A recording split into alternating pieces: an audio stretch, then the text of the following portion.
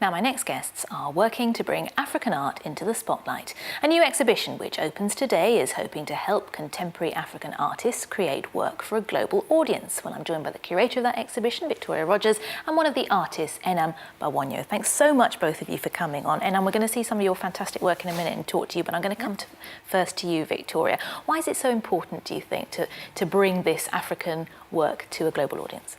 I think that sort of, in terms of kind of, Africa has for a very long period of time been a cultural centre. I mean, it's sort of going back hundreds of years. It's not a new thing for Africans to be creating amazing work.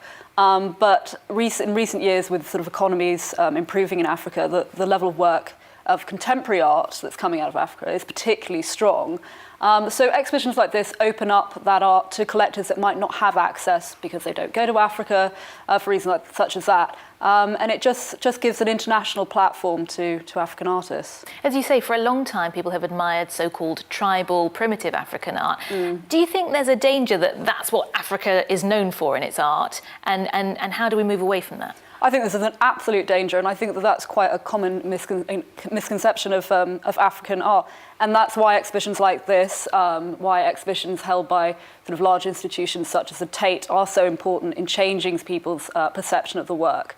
And I mean, with the African Roots exhibition that's opening today, I really want people to come in and kind of go, oh, this wasn't what I was expecting at all, and really sort of, that really changed their ideas of contemporary African art. We can see some of the work there that will be on display at the show. I want us to have a look also at Calculating Woman, yes. Which is one of the other works on the show. We'll see it in a moment. What strikes me about this piece is that it seems to owe a lot to Picasso, doesn't it? Yeah. And Picasso, in turn, was influenced by tribal art. So there's sort of history repeating. Yeah, absolutely. Well, I mean, in terms of, if you look at a lot of European artists, they'll have looked at a lot of artists from the 1950s, American and European artists such as, Picasso. And so it's no different from a European artist picking up on that. But I do think there's an interesting loop. And I think another good example of that is Keith Haring, who is a very well-known European artist, and exhibited in America and things. And his work was hugely influenced by a Tanzanian artist called George Langa. So even though they were contemporaries, George Langa's work was never particularly well known until recently, where it was suddenly picked up by much major collectors, whereas Keith Haring is kind of a household name. Well, we can talk to one of your other fabulous artists now. I'm going to come to you. You've got such a wonderful range of art in this exhibition, very bright. We're going to see some of it in a moment.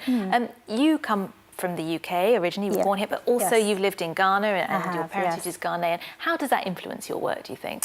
I think, Ghana is such a beautiful country, and, our traditions, our textiles, our way of life is really rich and colourful and vibrant.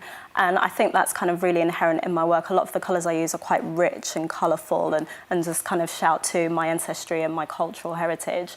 But also the fact that I'm a textile artist, and a lot of our fabrics are made by hand and hand woven. And a lot of my work is trying to hark back to that and to promote handicrafts, because I feel like we move so far away from that now in our technological age. So trying to promote that and bring that back.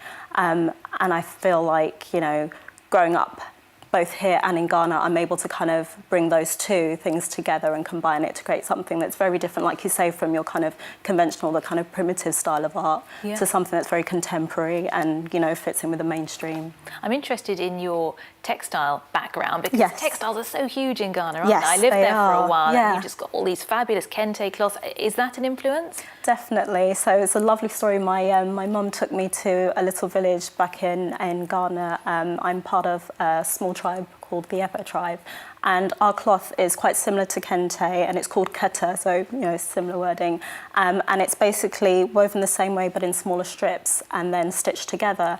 And I think that had such an impression on me as a young child, seeing this kind of beautiful fabric being made all by hand and the colour being dyed by hand.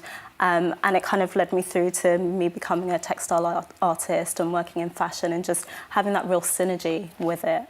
You've also started a collective of black female artists. Yes. I mean, it's an age-old story that female artists exhibit less, get paid less, sell for less. Is that particularly acute for black artists, do you think? I definitely think so. I think if you look in the British kind of art scene, you would immediately think of someone like Yinka Shonibar, but in in terms of females, who are their contemporaries? There's someone like Lubaina Himid and Sonia Boyce, but not much else. And you know, being an emerging artist, I'm surrounded by my counterparts that are fantastic and from very different mediums. You've got amazing photographers and sculptors and fine artists, but there just doesn't seem to be those platforms for us to get out there and show our work and you know, grow a platform. Okay, well, we can see some of that fabulous art at African Roots at the Lacey Contemporary, which is opening today. Thank you both so much for coming on the programme. Thank you.